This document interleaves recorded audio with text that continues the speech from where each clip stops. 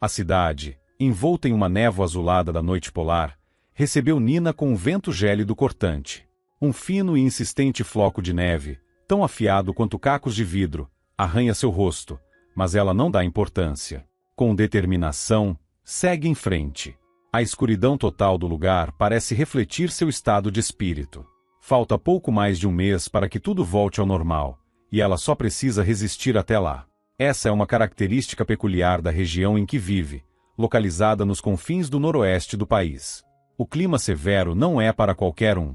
No entanto, Nina não se incomoda com essa época do ano, que costuma transformar a cidade em um palco vivo de lendas e contos de fadas ousados. Hoje, no entanto, nem mesmo isso consegue animá-la. Inspirando profundamente o ar gelado, ela tenta se recompor. Nina trabalha como médica plantonista na principal unidade de emergência da cidade e está acostumada a lidar com estresse e situações difíceis. Contudo, aquele dia, mal começa, já a deixa fora de equilíbrio. O motivo de sua inquietação é uma herança deixada para Nina, uma empresa de construção naval Brisa do Mar. Essa situação se transforma em um pesadelo, trazendo uma enxurrada de problemas e dando início a uma nova discussão com seu ex-marido. Acelerando o passo, Nina ajusta o colarinho do casaco azul escuro e murmura para si mesma. Não tem por que ter medo. Você é médica, já enfrentou situações muito piores. É só uma coisa chata. Vai passar. Esboçando um sorriso tímido, ela continua seu caminho, tentando convencer a si mesma de que esse caos terá fim. Ela tocou com a mão o bolso lateral onde estava seu fiel bloco de anotações, aquele em que fazia suas caricaturas. Esse pequeno hobby sempre a ajudava a relaxar. Quantas vezes ele já a tinha salvado de momentos difíceis? Era impossível contar. Bastava desenhar uma caricatura de alguém desagradável ou irritante, e como mágica, todo o negativismo daquela pessoa desaparecia, dando lugar a um sorriso. Os colegas da clínica onde ela trabalhava já haviam comentado várias vezes como os desenhos de Nina, com seu toque de humor, conseguiam arrancar gargalhadas. E tudo bem, se não fosse pelo fato de que nem tudo na vida podia ser resolvido com lápis e papel. O divórcio com Sérgio, ocorrido há um mês, tinha sido doloroso e humilhante. E para piorar, Sérgio havia aparecido com sua ex-amante e agora nova namorada, Suzane, como se Nina fosse um objeto descartável. Agora, aquele casal estava esperando por Nina no prédio do tribunal. Apesar do ambiente aquecido no hall de entrada, Nina sentia um frio constante, resultado de sua ansiedade e apreensão. No tribunal, o silêncio opressivo era quebrado apenas por sussurros. Não vou te deixar nem uma migalha da herança, disse Sérgio, com desprezo, enquanto Suzane soltava uma risada debochada. Nina apertou os lábios em uma linha fina, lutando para não reagir. Sabia que, se permitisse que as emoções a dominassem, ela perderia. Suzane, uma loira elegante usando um casaco de pele, lançou um olhar cheio de desdém. Pois é, nem tenho que dizer, né? O que ele viu em você afinal? Provocou Suzane, com um sorriso falso. Mas preciso admitir que você é ousada. Veio aqui por herança. Bem típico de quem quer pegar o que não é seu. Sérgio cruzou os braços, lançando para Nina um olhar cheio de irritação mal disfarçada. Como sempre, ele parecia impecável em seu terno caro, um entre muitos do seu guarda-roupa vasto e luxuoso. Nina o encarou com frieza e uma educação calculada, tentando ao máximo manter a compostura. Nina respirou fundo, controlando suas emoções. Sérgio, não precisava agir assim. Não vejo nada de vergonhoso em lutar pelos meus direitos. Direitos? Que direitos? Disparou Suzane, com um sorriso venenoso. O pai do Sérgio estava claramente fora de si quando fez aquele testamento. Ele era só um velho com demência, e você aproveitou para bajulá-lo e tentar garantir uma parte da herança. Nina soltou uma risada irônica. Suzane, não pense que só porque você é desonesta, eu também sou. Sempre tratei o Sr. Pedro com honestidade e respeito. Seus olhos pousaram firmes em Sérgio. E se ele realmente não estava em pleno juízo, por que você não tomou a iniciativa de solicitar a curatela ou providenciar cuidados adequados, como uma casa de repouso? Ou será que naquela época isso simplesmente não era uma prioridade para você? O rosto de Sérgio ficou rubro de raiva. Ele parecia lutar para encontrar palavras, mas o gênio explosivo o impedia de articular uma resposta coerente. Você é simplesmente... gaguejou ele, quase perdendo o controle. Por favor, ocupem seus lugares e mantenham o silêncio. Ecoou a voz firme do juiz ao entrar na sala de audiências. Ele se dirigiu à mesa, sentou-se e fez um sinal para que o secretário iniciasse o processo. Sérgio e Suzane se sentaram propositalmente em um lugar que ficasse de frente para Nina. Muito bem, vamos ao caso, anunciou o juiz. Hoje, analisaremos o testamento deixado pelo falecido Pedro Vicente da Silva. No documento, está especificado que a empresa de construção naval Brisa do Mar será transferida para a propriedade de sua nora, Nina Vitória da Silva. O senhor Sérgio Pedro Vicente, filho do falecido, contesta esta decisão. A palavra será concedida ao requerente. Sérgio levantou-se, ajustando sua expressão para uma máscara de falsa tristeza. Meritíssimo, considero que este testamento é inválido. Meu pai, Pedro Vicente, estava gravemente doente nos últimos anos de sua vida e não era capaz de tomar decisões conscientes. Ele estava vulnerável e influenciável. Nina se aproveitou de sua confiança para arrancar dele a empresa. Além disso, como isso pode ser justo? Eu sou o único filho biológico dele. E com a Nina já estou divorciado, declarou Sérgio, elevando o tom de voz para enfatizar suas palavras. Suzane, sempre pronta para ajudar, gesticulou com vigor. Essa mulher é uma oportunista. Não tem nenhuma ligação com construção naval. Para que ela quer essa empresa? Provavelmente só quer vender tudo e ficar rica às custas do trabalho dos outros. O silêncio tomou conta da sala do tribunal. Até o juiz pareceu intrigado. Ele tirou os óculos e esfregou os olhos como se quisesse enxergar melhor a situação. Senhora Nina Vitória, como médica, a senhora possui algum conhecimento sobre construção naval? E quais são seus planos para o futuro da empresa? Perguntou o juiz, inclinando levemente a cabeça para escutá-la melhor. Nina levantou-se com um olhar calmo e confiante, sem a menor intenção de se justificar. Meritíssimo, eu não nego que não sou especialista nessa área. Mas, acima de tudo, sou médica e sei o que é responsabilidade. Pretendo contratar um gestor profissional, alguém que entenda do setor, para administrar a empresa. Meus planos incluem não só manter a operação, mas também modernizá-la e incorporar novas tecnologias que permitirão alcançar um novo patamar no mercado. O senhor Pedro confiava em mim, e eu não vou decepcioná-lo. Além disso, estive ao lado dele nos últimos meses de sua vida, cuidando da sua saúde, administrando injeções e seguindo rigorosamente as prescrições médicas. Sérgio levantou-se abruptamente, indignado. Que absurdo! Novas tecnologias? Você ao menos entende do que está falando? É médica, não engenheira. Alguma vez já viu algo relacionado à construção naval? Suzane caiu na gargalhada, apoiando Sérgio. Isso é óbvio, não é? Ela apenas conseguiu ganhar a confiança do velho. Só isso. Quem sabe até encheu ele de medicamentos para deixá-lo confuso. Foi assim que conseguiu o que queria. Vocês médicos acham que sabem de tudo, não é? Nem precisam aprender. Já nascem sabendo, zombou Suzane, com um sorriso ácido. Nina olhou para os dois com desprezo.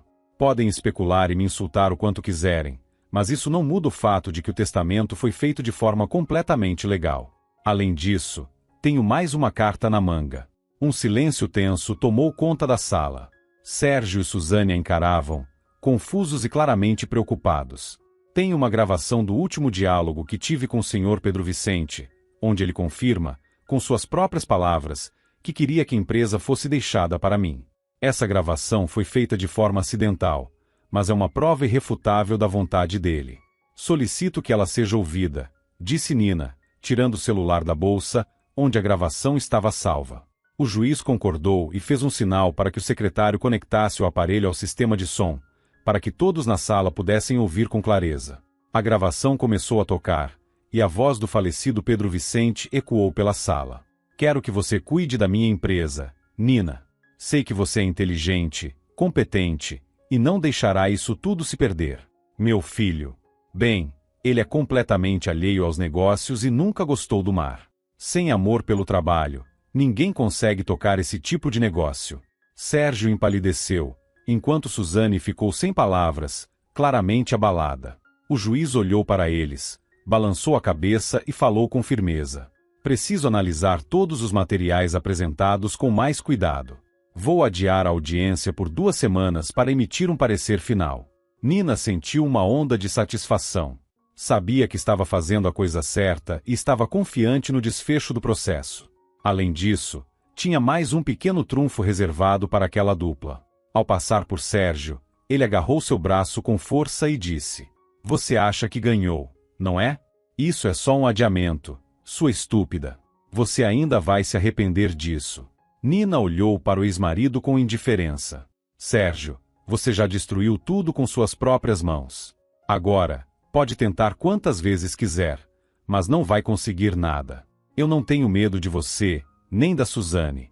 Já saindo do prédio, Nina estalou os dedos, como se tivesse se lembrado de algo, e se virou. "Ah, antes que eu me esqueça." Ela tirou o pequeno bloco da bolsa e mostrou a Sérgio e Suzane um desenho. A caricatura os retratava como 2 goblins maldosos, tramando algo sinistro. Sérgio ficou boquiaberto, enquanto Suzane ficou vermelha de raiva, praticamente paralisada. Nina observou a reação dos dois com um leve sorriso no rosto. Não precisava de grandes palavras. Aquele pequeno gesto foi suficiente para mostrar quem estava no controle. Essa batalha estava ganha, mas ela sabia que outras viriam. Era apenas uma questão de tempo. Ao sair para a rua, Nina respirou fundo. O ar gelado queimava seus pulmões, mas o frio externo não tinha efeito algum sobre ela. Por dentro, ardia o fogo da determinação, um fogo que nenhuma ameaça poderia apagar. Ela se lembrou de como adorava desenhar caricaturas nos tempos livres, transformando pessoas difíceis em personagens engraçados. Agora, Sérgio e Suzane haviam se tornado os protagonistas de seu próprio quadrinho secreto. O pensamento a fez sorrir, e o peso da situação pareceu diminuir. Até mesmo a escuridão do mês de dezembro, com sua longa noite polar, parecia menos opressiva. De dezembro a janeiro, embora o período da noite polar não fosse tão longo, às vezes parecia que o sol jamais voltaria a aparecer no horizonte. No entanto, nesses dias, a cidade se transformava, iluminada por milhares de luzes e decorações natalinas. Faltava pouco para o ano novo, e isso fazia com que a escuridão deixasse de ser tão assustadora ou opressiva. Trabalhando no setor de emergência, Nina entendia como ninguém o significado do amanhecer e do sol para as pessoas. Muitas vezes, mesmo os pacientes mais graves pareciam reviver ao ver um simples raio de sol escapando pelas persianas da janela do quarto. Por isso, durante a noite polar, Nina decidiu desenhar pequenos sóis sorridentes em folhas de papel e pendurá-los nas paredes das enfermarias. Assim, ao abrir os olhos, os pacientes se deparavam com aqueles raios de sol desenhados, trazendo um pouco de luz e conforto para os dias mais escuros. Sorrindo consigo mesma ao relembrar disso, Nina acelerou o passo. No fundo, estava feliz por ter nascido e crescido naquela terra gelada. Várias vezes parentes de outras regiões, com climas mais amenos, a convidaram para se mudar, mas ela sempre recusava. "E daí que o mar é frio?" costumava responder. "As paisagens são incríveis. Além disso, como dizem, onde se nasce, é onde se é mais útil." Seu pai foi marinheiro, sua mãe professora, e ela havia escolhido dedicar sua vida à medicina, sem nunca se arrepender. "Um médico é quem salva o paciente quando está a um passo do abismo", pensava. No início da faculdade de medicina, Nina sonhava em ser cirurgiã. Porém, sua visão mudou completamente quando um dos professores mais talentosos identificou nela um dom especial. Segundo o professor Aristides Ventura, havia algo em Nina que a fazia desafiar a morte e vencer batalhas pela vida de seus pacientes. Embora ninguém falasse sobre isso abertamente, os colegas da clínica acreditavam que Nina era abençoada. Sempre que ela entrava no quarto de um paciente em estado grave, algo mudava. Em pouco tempo, o quadro melhorava significativamente. "Não sou eu, é o poder da medicina e das técnicas modernas. Só sigo os procedimentos com dedicação", respondia ela, sorrindo, quando alguém comentava sobre o milagre. Nina estava quase chegando ao ponto de ônibus quando ouviu o celular tocar no bolso. O som a deixou inquieta. "Será que é outra emergência?" pensou, com o coração batendo mais rápido. Com mãos firmes, ela tirou o telefone do bolso e olhou para a tela. No visor do celular, apareceu o nome Emergência, Hospital. A voz da enfermeira plantonista soava preocupada. "Um menino de 13 anos caiu do cavalo no hipódromo. O estado é grave. Ele ainda não recuperou a consciência. O cirurgião e o traumatologista já estão vindo. O coração de Nina apertou. Esquecendo o frio e seus próprios pensamentos, ela se virou e apressou o passo em direção ao ponto de táxi. Estou a caminho.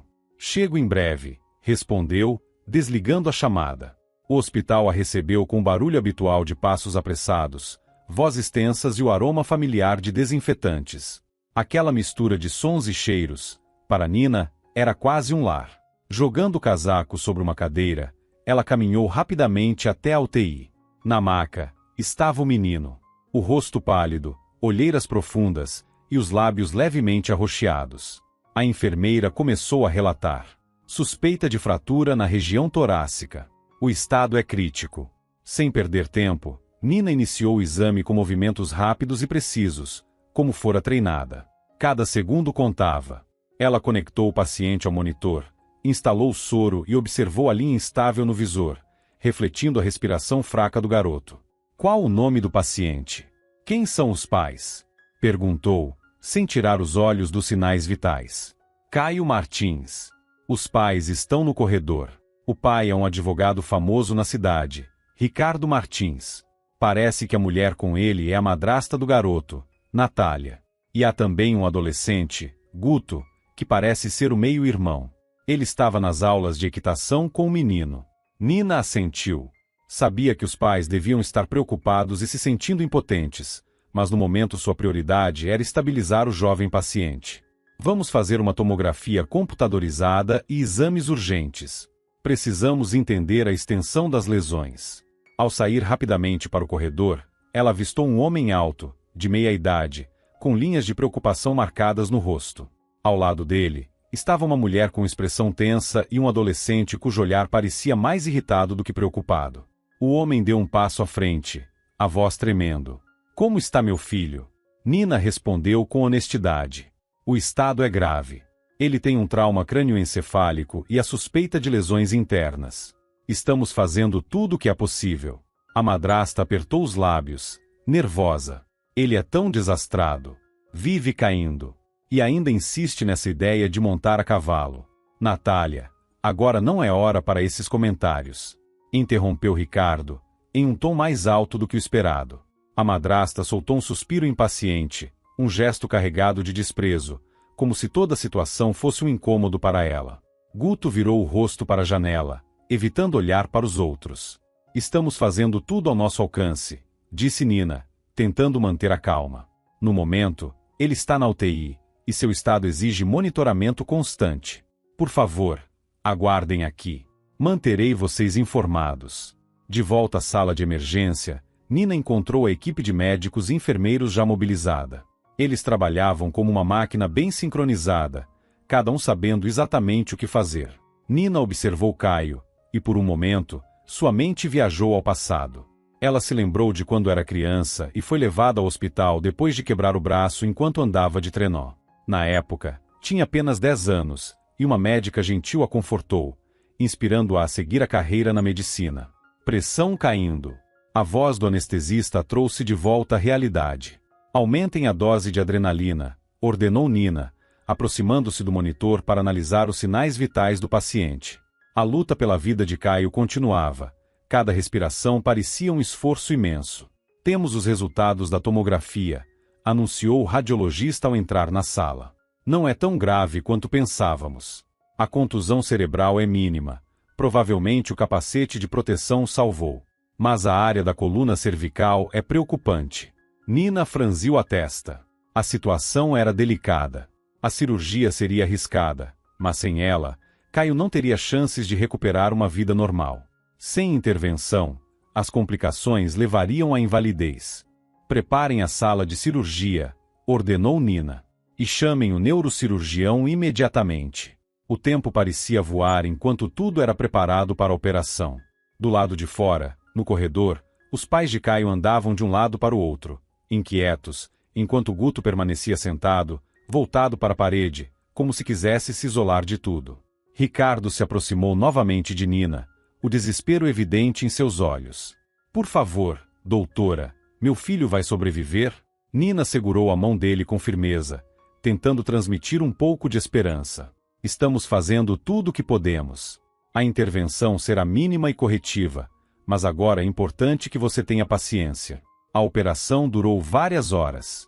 Nina observava a equipe de cirurgiões com o coração na mão. Cada movimento deles era crucial para salvar a vida do garoto. Nina sentia o peso da responsabilidade enquanto aguardava o fim da operação. Cada minuto parecia uma eternidade. Mas, finalmente, a porta da sala de cirurgia se abriu. Terminamos, anunciou o neurocirurgião, limpando o suor da testa. Aparentemente, tudo correu bem, mas agora o mais importante é o monitoramento constante. Nina foi ao encontro dos pais de Caio. Ricardo levantou-se de um salto ao vê-la. Doutora, como ele está? A cirurgia foi bem sucedida, respondeu Nina, com uma voz calma e profissional. No entanto, Caio ainda está em coma. Mas isso é normal, não se preocupem. Ele está na UTI sob observação. Natália começou a chorar, cobrindo o rosto com as mãos, enquanto Ricardo se sentava, pálido como uma folha de papel. Guto, no entanto, continuava no canto da sala, em silêncio, com uma expressão indiferente e distante. Posso ver meu filho? Perguntou Ricardo, em um tom baixo e carregado de emoção. Ainda não, respondeu Nina gentilmente.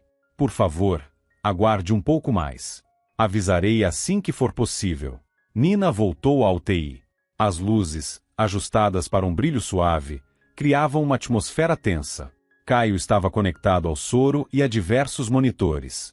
Sua respiração era irregular, e os sinais vitais oscilavam no visor. Nina sentou-se ao lado dele, olhando para o rosto pálido do garoto. Seus pensamentos a levaram de volta à infância. Lembrou-se das vezes em que havia se machucado, do medo, da dor, mas também da força que encontrou graças à ajuda de outros. Caio, assim como ela, amava cavalos. Nina sempre sonhou em montar, mas sua família não tinha condições de pagar pelas aulas ou pela cara equipagem necessária. Ao invés disso, desenhava cavalos em cadernos, imaginando-se uma exímia amazona. Agora, ao lado daquele menino, ela podia imaginar o medo que ele sentia, mesmo inconsciente. Sabia que ele entenderia o que estava acontecendo de alguma forma. Decidiu permanecer no hospital aquela noite. A situação era excepcional, e afinal, ninguém a esperava em casa. Com delicadeza, Nina segurou a mão de Caio, pequena e frágil na sua. Era como se quisesse transmitir a ele um pouco da sua força, uma fagulha de energia para ajudá-lo a lutar. Naquele momento, sentiu o peso da responsabilidade e um profundo senso de compaixão. Caio, aguente firme, sussurrou Nina. Eu sei que você é forte, e farei tudo para que você melhore. No mesmo instante, a lâmpada fluorescente acima de sua cabeça piscou algumas vezes, em intervalos regulares. Nina estremeceu, uma onda de ansiedade percorreu sua espinha. Meu Deus! Não! Isso deve ser só uma coincidência, murmurou, lançando um olhar cauteloso para a lâmpada, que já não piscava mais. O espanto de Nina não era sem motivo. Quando criança, sob a influência de seu pai, que era marinheiro, ela havia participado de um clube de jovens navegadores, organizado por seu professor de geografia, André Semyonovich. Lá, além de aprender sobre navegação, Nina também aprendeu o código Morse, uma linguagem de sinais composta por pontos e traços, usados em sequências específicas. Ela dominava tão bem o código que poderia, mesmo agora, enviar sinais para o navio usando uma lanterna. Porém, o que mais a intrigava era que a sequência de piscadas da lâmpada parecia formar uma mensagem clara e afirmativa no código Morse. Mas o que foi isso? Uma coincidência ou algum tipo de sinal? Perguntou-se em voz baixa, sem encontrar uma resposta. A verdade é que o trabalho na UTI muitas vezes trazia consigo fenômenos difíceis de explicar, situações que pareciam desafiar a lógica e a ciência. Talvez fosse o ambiente tenso ou a intensidade das emoções, mas coisas estranhas aconteciam ali com certa frequência. A noite se arrastava lentamente, como se compreendesse que não havia pressa para ceder sua longa soberania polar sobre aquele território gelado. Nina ia de quarto em quarto, verificando o estado de cada paciente, atenta a qualquer alteração. Ela quase não dormia e mal se lembrava de comer, mas o cansaço parecia ser abafado por seu desejo de ajudar e salvar vidas. Sentada ao lado da cama de um dos pacientes, enquanto observava os monitores, Nina nem percebeu quando seus próprios olhos começaram a pesar, cedendo à exaustão acumulada. Uma enfermeira entrou na UTI. Doutora Nina, aceita um café? Perguntou Tatiana, sorrindo de forma atenciosa. Você está de pé a noite inteira. Obrigada, respondeu Nina, esforçando-se para retribuir o sorriso. Um café seria ótimo agora. E o Caio? Perguntou, enquanto a enfermeira preparava a bebida. Sem mudanças até agora, mas os sinais estão estáveis, respondeu Tatiana com um suspiro. Que Deus nos ajude, disse Nina, soltando um leve suspiro. Ela sabia que ainda havia uma longa luta pela frente, mas, como sempre, estava disposta a batalhar por cada um de seus pacientes. Também sabia que o amor e a compaixão podiam operar milagres. Era esse sentimento que guiava sua atuação naquela profissão difícil, muitas vezes cruel, mas absolutamente necessária. Aproveitando um momento de calma, Nina tirou o pequeno bloco do bolso e começou a rascunhar rapidamente com seu lápis. Desta vez, não era uma caricatura, mas um desenho gentil, um jovem cavaleiro sorrindo, montado em um belo cavalo. Ela terminou o desenho com um sorriso, arrancou a folha do bloco e a colocou cuidadosamente sobre o criado mudo ao lado da cama de Caio. Quando ele acordar, isso vai trazer um pouco de alegria, pensou. Finalmente, o turno de Nina chegou ao fim. Depois de relatar tudo ao chefe do plantão, tomou uma xícara de café forte, trocou de roupa e saiu do hospital. O amanhecer parecia ter perdido a batalha mais uma vez para a longa noite polar, deixando a cidade envolta em uma penumbra acinzentada. Um frio leve beliscava seu rosto, a obrigando a andar mais rápido. Nina tentou não pensar no trabalho e no que a esperava no dia seguinte, mas sua mente insistia em retornar a Caio, ao pai dele, Ricardo, e até a questões que nada tinham a ver com o hospital, como Sérgio, Suzane e o julgamento. Aquilo parecia tão distante, mas, ao mesmo tempo, perigosamente próximo. De repente, a imagem de seu falecido sogro surgiu em sua mente. Apesar de sua rigidez, Pedro Vicente sempre fora um homem sábio e bondoso. Nina lembrou-se de como costumava visitá-lo, de como eles tomavam chá juntos e conversavam sobre todos os assuntos. Ele sempre a apoiou e acreditava em seu talento como médica. Pedro Vicente também era o único na família de Sérgio que realmente a aceitava como ela era. Ao atravessar a rua, Nina recordou os últimos meses de vida do sogro. Ele havia enfrentado uma doença cruel, que o consumiu lentamente, transformando aquele empresário forte e cheio de vida em um homem frágil e dependente. Sérgio, apesar de ser filho, estava ocupado demais com seus próprios interesses para dedicar atenção ao pai. Chamava a si mesmo de empreendedor iniciante e visitava Pedro Vicente uma vez por semana, apenas por obrigação. Nina, por outro lado, mesmo com sua rotina exaustiva e o cansaço acumulado, passava todo o tempo livre cuidando do sogro. Alimentava-o, trocava a roupa de cama, lia livros para ele e, às vezes, apenas segurava sua mão, oferecendo companhia. Nina, você é meu anjo da guarda, dizia Pedro Vicente, com a voz fraca. A única pessoa que realmente se importa comigo. Meu filho, infelizmente, é um homem frio, com o coração endurecido pelo dinheiro e pela ganância. Senhor Pedro, não diga isso. Respondia Nina, tentando confortá-lo. O Sérgio está apenas ocupado. Ele tem muitas responsabilidades. Não, minha querida, replicava o sogro, balançando a cabeça com pesar. Ele não é como você. Você é luminosa, generosa. Vai ser uma excelente líder, e por isso não posso deixar a empresa nas mãos de alguém tão despreparado como ele. Sei que, quando eu não estiver mais aqui, Sérgio não vai te deixar em paz. Ele vai tentar tirar a empresa de você. Mas não desista, você é forte. Vai conseguir enfrentar tudo isso. Naquele momento, Nina não deu muita importância às palavras de Pedro Vicente. Achou que fossem delírios de um homem debilitado. Mas agora, com o passar do tempo, suas palavras ressoavam de forma diferente.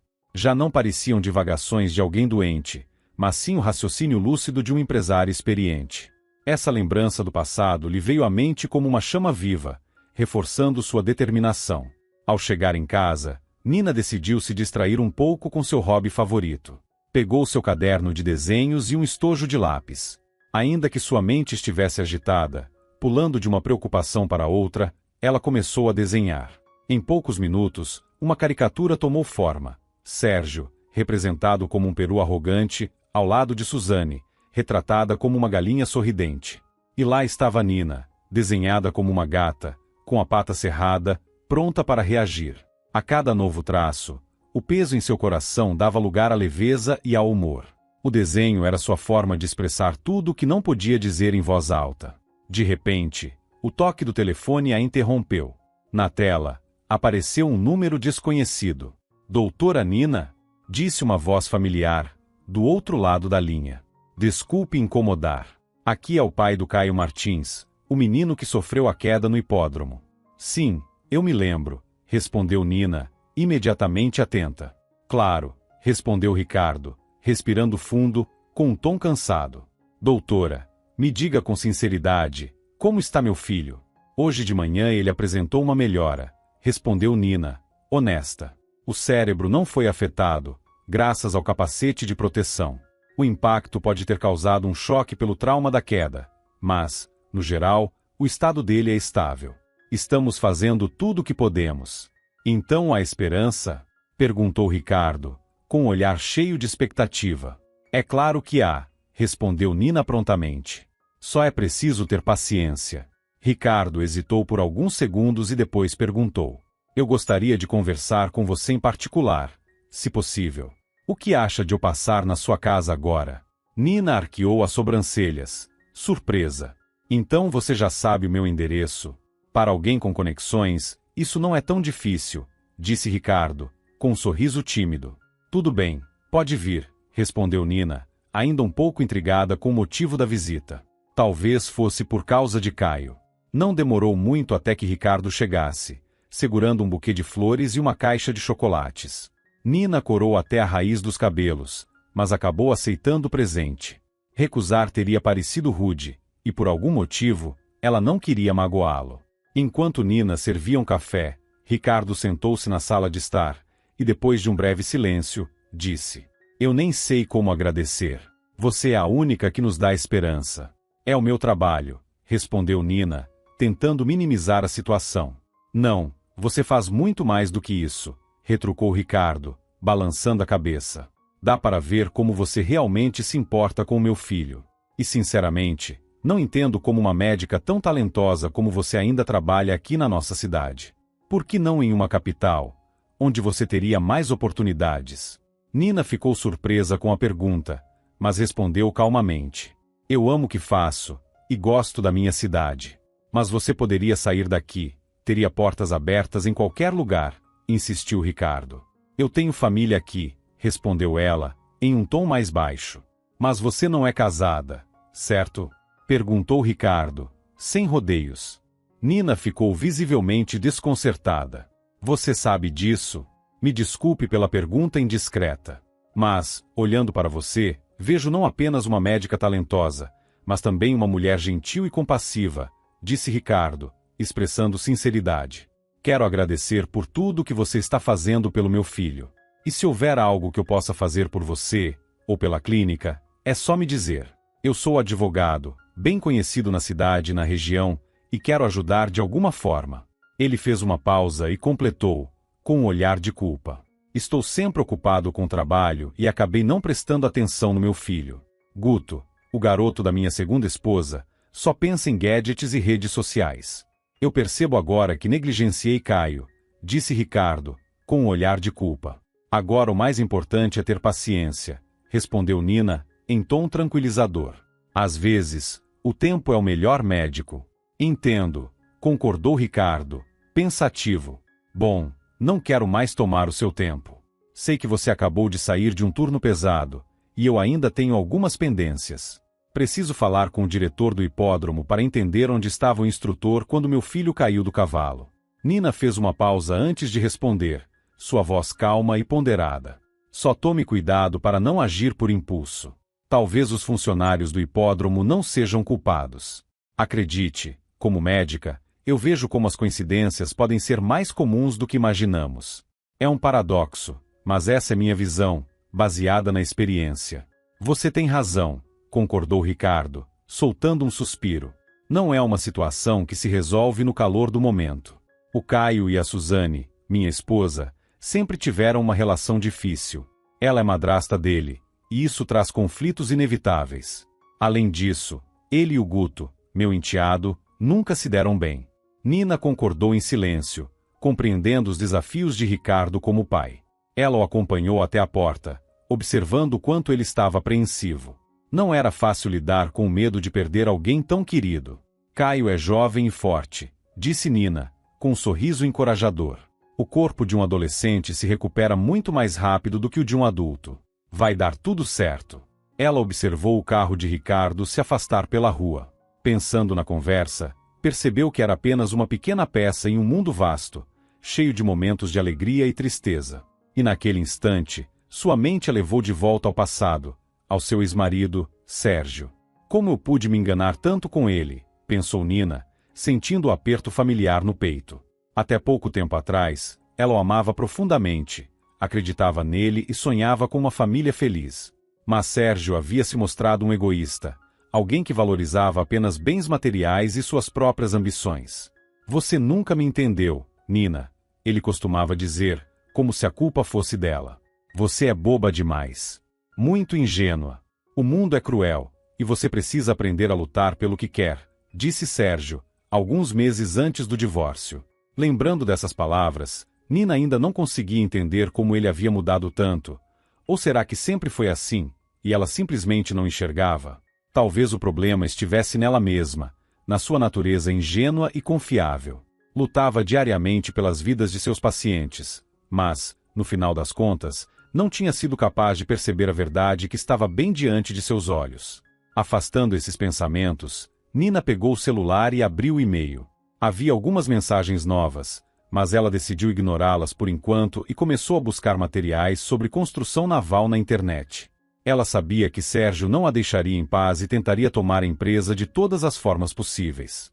Mas, em memória de Pedro Vicente, seu sogro e grande incentivador, Nina estava determinada a não desistir. Afinal, Pedro havia navegado junto com seu pai nos tempos de marinheiro, e essa conexão só reforçava sua determinação. Nina vestiu um hobby quente e sentou-se à mesa de trabalho. Sob a luz da luminária, abriu uma pasta cheia de documentos, plantas de embarcações e relatórios financeiros. Observava os desenhos técnicos, tentando entender como o navio era construído.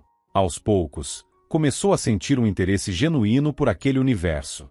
Não era apenas uma luta para defender seus direitos, mas também uma oportunidade de aprender algo novo e desafiador. Depois de cerca de 1h30 de estudo intenso, o cansaço finalmente começou a vencê-la. Sentia os olhos pesados e a mente exausta, mas recusava-se a ceder ao sono. Com um suspiro, decidiu pausar o trabalho e foi para o quarto. Naquela noite, sonhou com o mar, agitado, gelado e turbulento. Uma pequena embarcação era jogada de um lado para o outro pelas ondas implacáveis. Dentro dela, um menino lutava para controlar o leme, tentando desesperadamente evitar que o barco afundasse. Talvez seja o Caio tentando me enviar algum sinal, pensou ela ao acordar. Porém, Nina mal teve tempo de refletir sobre o sonho. Seu telefone tocou, tirando-a do devaneio. Era Janaína, uma das enfermeiras da UTI. Doutora Nina, disse Janaína, com a voz animada. O Caio acordou. Aquele menino que caiu do cavalo, lembra? Ele está consciente e pediu por você. Num instante, todo o cansaço desapareceu. O coração de Nina acelerou, e ela correu para o banheiro, onde tomou um banho rápido. Ao invadir a unidade de terapia intensiva quase sem fôlego, Nina percebeu que o estado de Caio realmente havia melhorado. Ele estava deitado na cama, com os olhos fixos no teto e uma expressão de melancolia no rosto. Olá, Caio, disse Nina, aproximando-se com cuidado e sentando-se ao lado da cama. O garoto virou a cabeça com dificuldade, limitado pelo colar cervical. Ao finalmente olhar para ela, um pequeno sorriso iluminou seu rosto. Você é a doutora Nina, certo? Murmurou ele, quase em um sussurro. Ela concordou, tentando esconder a emoção que sentia. Fico muito feliz que você tenha acordado. Como está se sentindo? Dá para suportar, respondeu Caio. Só meu pescoço está meio rígido. Isso vai passar. Você só precisa descansar.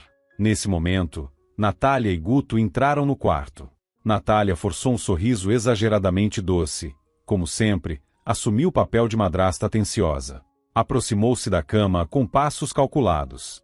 Guto, por outro lado, manteve expressão arrogante de costume, mas Nina notou um brilho de medo em seus olhos. E como está o nosso menino? Perguntou Natália com uma voz melosa. Ele está se recuperando bem, respondeu Nina, esforçando-se para manter a calma. Mas, no momento, ele precisa descansar, e não de visitas prolongadas.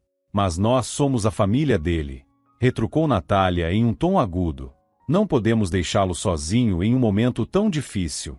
Eu sugiro que vocês saiam agora. Como médica responsável, preciso monitorar os sinais vitais dele. Vocês podem voltar mais tarde. Natália fechou a cara, claramente irritada. Com um gesto abrupto, apertou os lábios e saiu do quarto, batendo a porta atrás de si. Guto murmurou algo inaudível e a seguiu logo em seguida. Com o quarto novamente em silêncio, Nina voltou sua atenção para Caio. Nos olhos dele, podia ver medo e vulnerabilidade. Caio, me diga, você está com medo de alguma coisa? Perguntou ela suavemente. Ele soltou um leve soluço antes de responder. Sim, estou com medo deles. Deles? Da Natália e do Guto? Perguntou Nina, inclinando-se levemente. Caio concordou, apertando os olhos como se quisesse bloquear as lembranças. Me conte o que aconteceu no hipódromo, pediu Nina, mantendo a voz calma para encorajá-lo. Caio hesitou, mas começou a falar. Sua voz tremia. Ela era tão bonita, disse ele, enquanto lágrimas começavam a escorrer por suas bochechas. Ela é boa, sabe? Eu gosto muito dela. Mas... Sua voz falhou, e Nina apertou levemente sua mão, encorajando-o a continuar. E depois? Perguntou Nina, com paciência. Depois? Eu não lembro de muita coisa. Só lembro que o cavalo se assustou, e eu caí. E o Guto? Ele estava perto de você? Perguntou Nina, ainda mais atenta. Sim, ele tinha algo pequeno na mão, Caio hesitou, como se tivesse dificuldade em descrever o objeto. Nina mal podia acreditar no que ouvia. Guto? Será que aquele pequeno encrenqueiro realmente havia assustado o cavalo de propósito? Você tem certeza? Você viu isso claramente? Perguntou ela, com cautela. Sim, tenho certeza. O Guto apertou um botão, e aquilo fez um barulho alto. Respondeu Caio, com lágrimas começando a rolar por seu rosto novamente. Ele sempre tira sarro de mim. Diz que o papai não me ama, que só ama ele e a Natália. Nina apertou a mão do menino, sentindo uma onda de indignação e raiva crescer dentro de si. Como alguém poderia ser tão cruel? Está tudo bem, Caio, disse ela, tentando acalmá-lo. Eu vou te ajudar. Você promete que não vai me deixar sozinho? Sussurrou ele, com os olhos cheios de medo. Nunca. Eu prometo. Nina saiu do quarto com determinação. Antes de qualquer coisa, precisava lidar com aquela situação. Não poderia deixar Caio exposto a mais perigo. Respirou fundo e abriu a porta do corredor, onde Natália e Guto aguardavam. O ar de superioridade no rosto dela era inconfundível. Vocês precisam ir embora, disse Nina, olhando-os com firmeza. E não quero ver vocês aqui, nem hoje, nem amanhã. Na verdade, nunca mais. O quê? Por quê? Indignou-se Natália, cruzando os braços. Porque eu sei o que aconteceu no hipódromo. E sei que seu filho está envolvido nisso. Natália ficou sem palavras por um momento, enquanto Guto desviava o olhar, visivelmente nervoso. Isso não é verdade, balbuciou Guto. O Caio está inventando coisas. Ele sempre faz isso. Você acha que eu vou acreditar em você? Rebateu Nina, com os dentes cerrados. O Caio me contou a verdade. Eu sei de tudo. Agora, saiam daqui. Você não é ninguém aqui. Retrucou Natália, com desdém. Quem você pensa que é? É só uma médica. Sim, eu sou uma médica, respondeu Nina com determinação. E também sou a pessoa que não vai deixar que pessoas como vocês me digam o que fazer. Saiam imediatamente, ou eu vou chamar a segurança. Natália e Guto perceberam que não tinham escolha. Ao verem a firmeza nos olhos de Nina, decidiram recuar. Assim que eles desapareceram pelo corredor, Nina voltou para o quarto de Caio. O menino estava sentado na cama, olhando para ela com os olhos cheios de esperança. Você os mandou embora? Perguntou ele em um sussurro. Sim, respondeu Nina, com um sorriso. Agora você está seguro. Obrigado. Acho que você é o meu anjo da guarda. Você é forte por conta própria, respondeu Nina, sorrindo. E logo tudo ficará bem para você. Enquanto olhava para Caio, Nina mais uma vez teve a certeza de que havia escolhido a profissão certa. Ela não apenas ajudava a curar o corpo, mas também a alma. E faria tudo ao seu alcance para garantir que aquele menino pudesse ser feliz, apesar das dificuldades. Nina sentou-se ao lado dele, começando uma conversa para distraí-lo de pensamentos tristes. Em seguida, tirou seu inseparável caderninho e, com alguns traços rápidos, desenhou uma caricatura de Natália, retratando-a como uma cobra sibilante, mas sem presas afiadas. Uau! Ficou igualzinho! Riu Caio. Você também é artista? Nina balançou a cabeça, sorrindo. Não, é só um hobby. Mas mesmo assim, você desenha muito bem, respondeu o menino, curioso. E o meu pai? Como você o imaginaria? Que animal ele seria? Nina sorriu ao ouvir a pergunta. Seu pai? Ele é um leão, com certeza. Um leão nobre, o rei dos animais, que faria qualquer coisa pelo filho. Meu pai me ama muito. Ele é incrível. Até prometeu construir um estábulo para mim, para que eu possa passar mais tempo com os cavalos. Que ótimo! Comentou Nina, animada. Acho que, se ele prometeu, ele vai cumprir. Depois de passar cerca de meia hora no quarto de Caio, Nina deixou o pequeno paciente para seguir para a sala dos médicos. No caminho, sentiu o celular vibrar no bolso. Nossa, é o Sérgio. O que ele quer agora? Murmurou para si mesma antes de atender. Alô? Oi, Nina. Como vai? Perguntou Sérgio com um tom casual. Estou trabalhando, respondeu ela secamente. Ah, trabalhando? Isso é bom, respondeu ele, rindo. Então ouça com atenção. Recomendo que você desista da herança do meu pai. Nina empalideceu. Sérgio, acho que já discutimos isso. Eu respeito a memória do Pedro Vicente e não vou mudar de ideia. Então é assim? Sérgio explodiu. Achei que aquele primeiro processo já tivesse sido suficiente para você. O que foi? Enlouqueceu? Ou será que a escuridão do inverno polar está mexendo com sua cabeça? Escuta aqui, eu sou o legítimo herdeiro, ponto final. Quer você queira ou não, a nova audiência será a meu favor. Bem, boa sorte, Sérgio. Nos vemos no tribunal, respondeu Nina antes de encerrar a ligação. Enquanto guardava o celular, sentiu um leve toque no ombro. Ao se virar, viu Ricardo, o pai de Caio, sorrindo para ela. Algum problema? Perguntou Ricardo, com um tom calmo.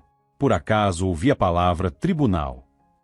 Para mim, essa é uma palavra-chave, brincou Ricardo, com um sorriso leve. Reflexo automático, como um cão de caça, sempre alerta e atento. Nina não conseguiu evitar um leve sorriso diante da tentativa dele de descontrair. Problemas? Bem, nada muito sério.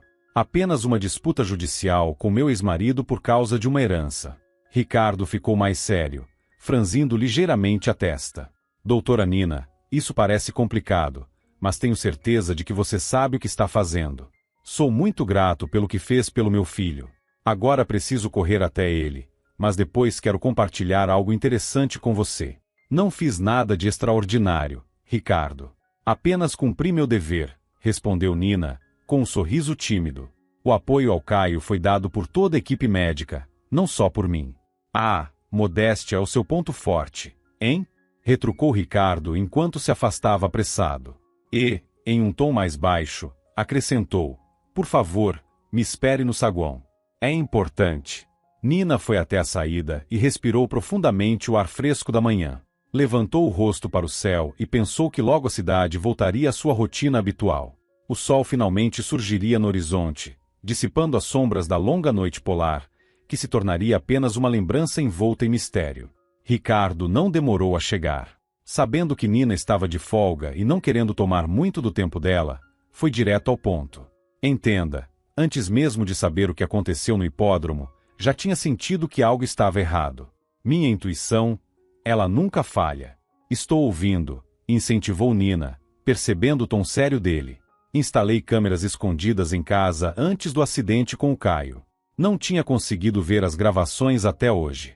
Sempre tive a sensação de que a Natália não tratava bem os meninos. Ela é fria, distante, quase sem emoções. Ricardo fez uma pausa, parecendo reunir coragem para continuar. Só assisti às gravações há cerca de 1 hora. Vi que a Natália mal dá atenção para eles. Ela grita o tempo todo. Felizmente, não chegou a algo mais grave, como violência física, mas... Nina ouviu atentamente, quase sem acreditar no que ele dizia. E isso não é tudo, continuou Ricardo, com a voz mais tensa. Encontrei outra gravação. Eu não fazia ideia de que a Natália era assim. Ela estava ao telefone, aparentemente com o amante. O que ouvi, bom, foi de arrepiar. O que exatamente? Perguntou Nina, incapaz de conter a curiosidade. Você sabia que o Guto não é filho biológico dela? Perguntou Ricardo, lançando um olhar preocupado para Nina. Não, eu não sabia, respondeu Nina, sinceramente surpresa. Pois é, exclamou Ricardo, quase gritando. Descobri que a Natália adotou o Guto de um orfanato, mas não foi por bondade. Ela fez isso apenas para ganhar minha confiança. Ricardo apertou os punhos com tanta força que as juntas de seus dedos ficaram brancas. Ela só queria tirar dinheiro de mim no futuro, entende? E calculou tudo perfeitamente. Além disso, descobri que ela só precisava de um motivo para me convencer a processar o dono do hipódromo. Eu teria destruído o pobre homem no tribunal, e então o amante influente da Natália, Igor, compraria a propriedade por uma ninharia. Quer dizer que ela queria tomar o hipódromo, eliminando o obstáculo com suas mãos? Perguntou Nina, chocada. Exatamente, confirmou Ricardo. E o Guto? No fim das contas, ele não teve culpa de nada, certo? Perguntou Nina, com cuidado. Claro que não, disse Ricardo, balançando a mão. Ele não fez nada de propósito. O cavalo se assustou por negligência do tratador. Colocaram a ferradura de forma errada, o casco inflamou, e, quando Caio colocou para correr, o animal não aguentou. Ele estava acostumado ao som do apito, mas... foi só isso. Então o Guto realmente não teve culpa, concluiu Nina. Mas a Natália usou a situação para assustá-lo. Disse que tudo era culpa dele e que ele poderia acabar em um reformatório para menores. Nina sentiu um arrepio percorrer seu corpo. Não bastava Natália ser uma pessoa manipuladora. Ela também era uma mentirosa que usava crianças para seus próprios interesses. Isso é terrível, sussurrou Nina. Deve ser muito difícil para você lidar com isso. Acho que deveria ir à polícia. Você está certa. A Natália vai ter que responder por tudo isso, concordou Ricardo. Quanto ao Guto, eu não vou abandoná-lo. Vou transformá-lo em um homem de bem. E, se eu não conseguir, vou colocá-lo em uma escola militar. Um dia, ele vai me agradecer. Ricardo fez uma pausa e olhou para Nina. Mas, antes disso, quero ajudar você a ganhar o processo contra seu ex-marido. Não é à toa que tem experiência jurídica. Vamos reunir o máximo de provas contra ele. Muito obrigada, disse Nina, emocionada e sinceramente grata. De alguma forma, sentiu-se até um pouco sem jeito. Eles se despediram como verdadeiros amigos, agora unidos por segredos compartilhados. O mês seguinte passou rapidamente, trazendo mudanças irreversíveis na vida de Nina. Para a alegria de Ricardo, Caio começou a se recuperar quase completamente, já podendo caminhar e sorrir novamente. Um processo criminal foi aberto contra Natália. Enquanto isso, Nina, ao retornar para a sala do tribunal, já não sentia a insegurança que havia experimentado na primeira audiência. Dessa vez, ao seu lado estava Ricardo, confiante e sereno. E então, Dona Nina, pronta para desistir? Provocou Sérgio, com um sorriso cínico no rosto. Ricardo levantou-se calmamente de seu lugar. Minha cliente está determinada a lutar até o fim, declarou ele com firmeza. Em seguida, apresentou ao tribunal provas irrefutáveis que confirmavam o direito de Nina à herança. Ricardo desmontou meticulosamente todos os argumentos do advogado de Sérgio, demonstrando sua total falta de fundamento e de conhecimento sobre o negócio de construção naval. Está claro que o autor desta ação não tem o menor entendimento sobre o setor de construção naval, continuou Ricardo, dirigindo-se ao juiz. Sua única intenção é obter dinheiro fácil. Já Nina está comprometida a dedicar todos os seus esforços para preservar e desenvolver a empresa em memória do falecido Pedro Vicente. Após uma pausa que intensificou o clima de tensão na sala, Ricardo acrescentou: e quanto às qualidades morais do meu oponente, ele deixou a frase no ar, enquanto todos aguardavam com expectativa. Foi exatamente por isso que Pedro Vicente decidiu legar sua empresa a Nina, e não a seu próprio filho, cujo caráter ele conhecia melhor do que ninguém. O rosto de Sérgio ficou vermelho de raiva, enquanto sua amante, Suzane, mexia nervosamente na bolsa. Ambos pareciam sentir que o chão estava desmoronando sob seus pés. O juiz, após ouvir atentamente os argumentos, anunciou um intervalo. Quando a sessão foi retomada, ele proferiu sua decisão. O tribunal determina que as reivindicações legítimas de Nina sejam atendidas integralmente. A empresa de construção naval será transferida para sua propriedade. Além disso, será conduzida uma investigação sobre Sérgio Vicente em relação aos indícios de fraude revelados durante o processo. O veredicto foi um golpe devastador para Sérgio e Suzane, enquanto Nina sentia, pela primeira vez, que a justiça havia prevalecido. Quando o juiz anunciou a decisão final, aplausos ecoaram pela sala. Nina sentiu um alívio profundo no coração. Ela havia vencido. Ainda assim, não conseguiu encarar Sérgio, que parecia à beira das lágrimas. Ele estava lamentável e insignificante, exatamente como na caricatura que ela havia desenhado em seu caderninho. Nina desviou o olhar e, ao encontrar os olhos de Ricardo, sorriu em agradecimento. Depois da audiência, já do lado de fora, Ricardo segurou a mão dela e disse: Nina, eu não sei bem como dizer isso, mas você é incrível. Tão inteligente, tão bondosa. Me apaixonei por você à primeira vista, lá no hospital. Diga, você quer se casar comigo? No fundo, Nina ficou surpresa com a declaração. Até pouco tempo, acreditava que nunca mais confiaria em um homem. Mas Ricardo, com sua honestidade e nobreza, fez seu coração bater mais forte. Ela sorriu e respondeu: sim, eu aceito seu pedido. Uma alegria indescritível tomou conta de Nina. Em sinal de gratidão e carinho, ela decidiu fazer um presente especial para Caio e Guto. Sabendo que os irmãos adoravam animais, Nina visitou um abrigo de cães abandonados e encontrou 2 pequenos filhotes gêmeos, brincalhões e adoráveis. Com um sorriso no rosto, ela levou os filhotes para a casa de Ricardo e colocou uma caixa de papelão diante dos meninos. De dentro da caixa, vinham pequenos latidos felizes e animados. Os garotos gritaram de alegria, abraçando os filhotes enquanto seus olhos brilhavam de felicidade. Aquele lar parecia novamente completo, como se uma mágica tivesse transformado tudo. Assim como o fim da longa noite polar trouxe o tão esperado nascer do sol, a vida de Nina também estava iluminada novamente. Ao lado de Ricardo, sob o pôr do sol, Nina finalmente sentia uma felicidade plena. Agora, ela tinha ao seu lado um homem confiável e amoroso, além de 2 filhos maravilhosos. Ao olhar nos olhos deles, ela via amor e lealdade genuínos.